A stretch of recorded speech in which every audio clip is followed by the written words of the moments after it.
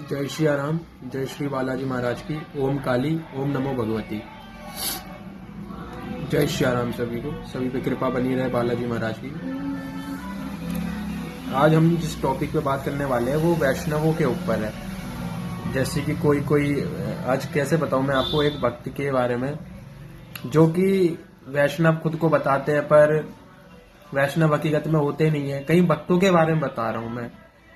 आप जैसे कि मान लीजिए आप एकादशी का व्रत कर रहे हैं और एकादशी का व्रत करते हुए आप अगर एकादशी जिस दिन है उस दिन आप लहसुन प्याज नहीं खा रहे हो, पर उसके बाद किसी अनुष्ठान में या किसी के घर जा करके आप लहसुन प्याज खाते हो, क्योंकि अगर आप एकादशी कर रहे हो तो आप वैष्णव हो। और उसके दौरान अगर आप इस दौरान मांस भक्षण करते हो और मांस भक्षण कर रहे हो साथ में लहसुन प्याज खा रहे हो, तो लहसुन प्याज एकादशी रखने वालों को तो लहसुन प्याज खाना भी नहीं चाहिए।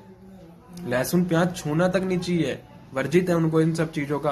और आप लहसुन प्याज खा रहे हो, मांस भक्षण कर रहे हो, तो इससे माँ भगवती राधा रानी जी कृपा नहीं करेंगी। एकादशी कर रहे हो तो पूर्ण अच्छे तरीके से निभाओ, वरना इसका दंड जो मिलता है फिर परिणाम आपको ऐसा मिलेगा कि दर दर भटकोगे, ये ध्यान रखना। फिर ऐसी दुर्दशा हो जाएगी और कुछ नहीं। थोड़ा सा जुकाम है, इस वजह से बातें कट रही है और कुछ नहीं। बाकी तरीके से भक्ति करो, सबसे मेरी यही है। ओम काली, ओम नमो भगवती।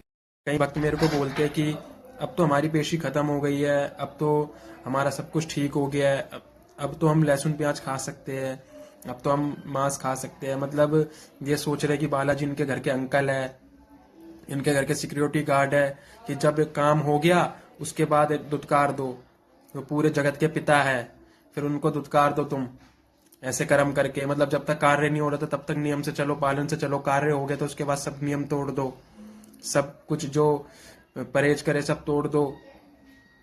तो ये चीज तो गलत है और गलत का हम साथ नहीं देते बिल्कुल भी। ठीक है, भूले बैठ के खा लो, बात अलग है, पर काम हो गया तो कौन बालाजी कौन क्या, किसी सब दोगले हिंदू है और सभी से बचो। ओम श्री फिर दरबार में आते हो और फिर बोलते हो कि गुरुजी अब हो जाए ठीक सब कुछ, हम लहसुन प्याज नहीं खाएंगे, हम वचन बांधते हैं। यहाँ पे तुम वचन बांध करके तो चले जाते हो, उसके बाद तुम्हारा वचन कहाँ जाता है पता नहीं, रंचू हो जाता है, क्या हो जाता है मुझे तो ये समझ नहीं आ रहा। तुम्हारे वचन पता नहीं कहाँ चले जाते हैं। तुम वचन दे के जाते हो बालाजी को कि एक बार मेरे को अपने शरणागति ले लो, आज से मैं सब चीज त्याग दूंगा, जो मेरे अंदर अवगुण है सब तुम्हारे चरणों में बांध दूंगा। फिर सब कुछ सुधरने के बाद तुम्हारे अंदर फिर से तुम्हारे अवगुण डाउनलोड हो जाते हैं, पता नहीं किस तरीके से।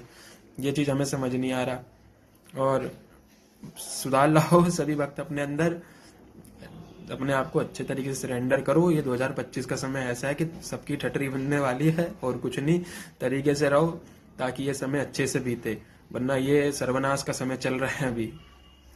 जय श्री राम।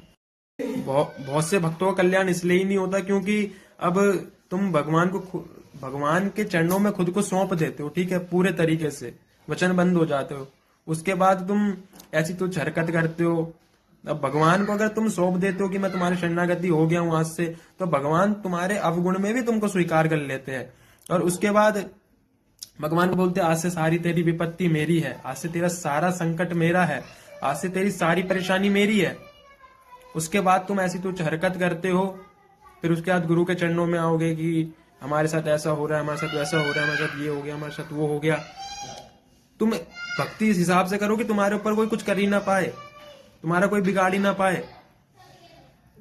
तुम नकली भक्ति करोगे तो तुम्हारे साथ गलत होता रहेगा। भक्ति करनी है असली तरीके से करो। गुरु भी कुछ नहीं कर सकता, फिर गुरु खुद भगवान के चरणों में।